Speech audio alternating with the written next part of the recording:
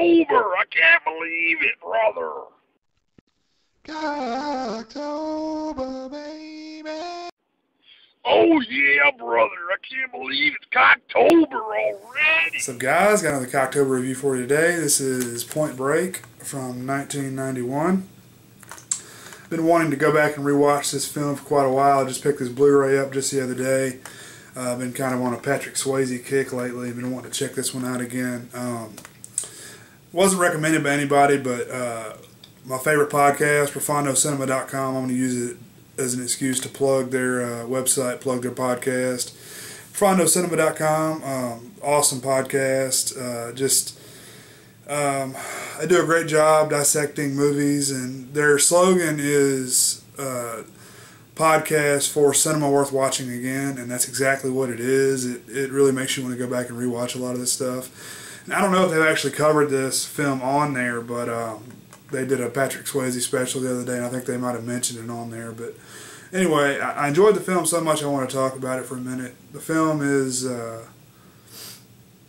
directed by Kathryn Bigelow, and I went back and looked at her filmography, and I've seen just about everything she's done, and I mean, she's a really impressive director. She's got really a lot of range. I haven't seen The Hurt Locker yet. I know it's like what she's really, critically acclaimed for. I think she may have won an Oscar for it. Yeah, of course, horror fans know her for Near Dark, and yeah, man, she did a lot of stuff around this time. A film I reviewed last year, Strange Days, she directed that right after she did this one, and I think this was her first box office success. Kind of put her on the map, with studios and such. But of course, the film stars Patrick Swayze, stars Gary Busey, and it stars Keanu Reeves. And this is an interesting time period for Keanu Reeves, because this is a couple years after Bill and Ted. This is the same year that Bill and Ted's Bogus Journey came out.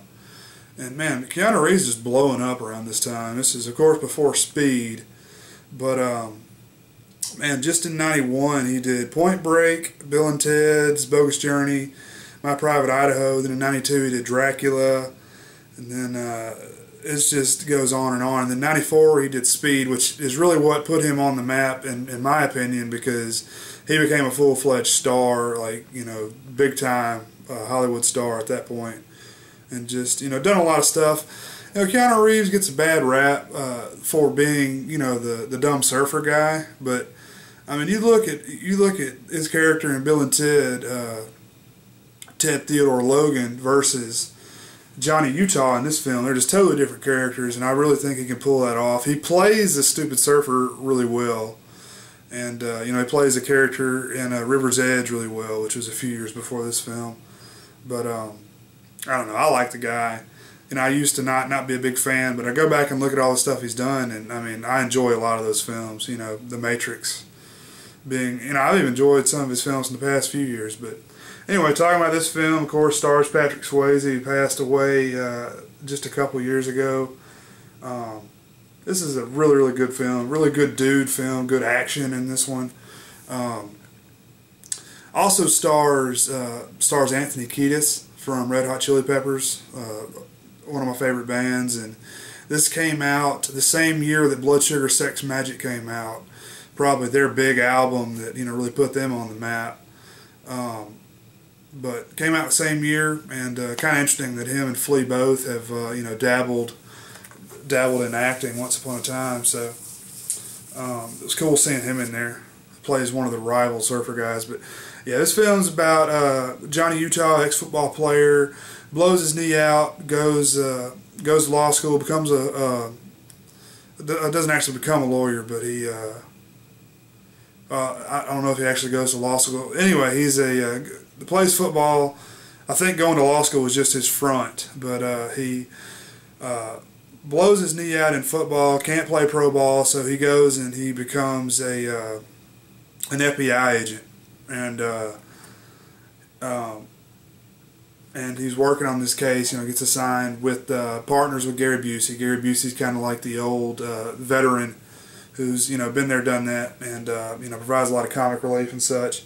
And they're trying to bust these bank robbers who, this is like the bank robbing capital of the world, and Gary Busey has this wild theory that it's surfers, so they go about putting Keanu Reeves, Johnny Utah, undercover as a surfer, so he can kind of infiltrate these guys and figure out what's going on. So he does this, meets Lori Petty, who also does a great job in this movie. Lori Petty, probably most well known from Tank Girl, but yeah, he does that. He meets the big surfing crew in town. Is led by Patrick Swayze, and his name is Bodie in the film. He's like he kind of reminds me of like a cult leader, because his name is Bodie, and that's short for like Bodhislava or something like that, which means someone who achieves nirvana through helping others.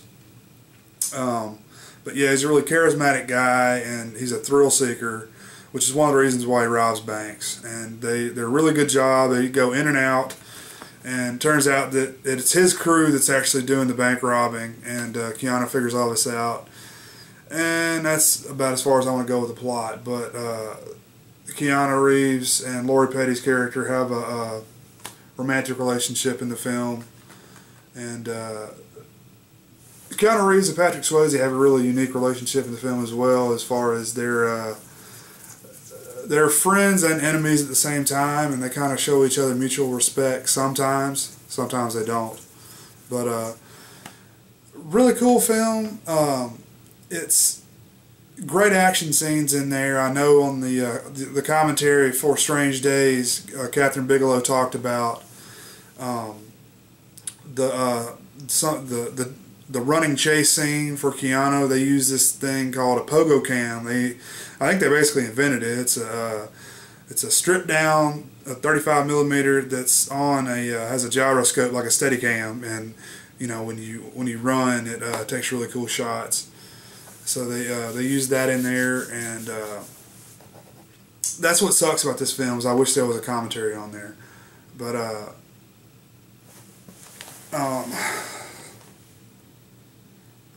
yeah, really interesting film. Great action scenes in here. Trying to think what else I was going to say about it. I had a lot of fun with it, and if you haven't seen this one, go back and revisit it, because I mean, what I remember about this film, I didn't enjoy it very much, but I rewatched it, and I got a lot of enjoyment out of it. Blu-ray looks really good, very cheap, $7 at Walmart. Yeah, pick it up, and if you've seen it, let me know what you think. Thanks for watching, guys. Peace.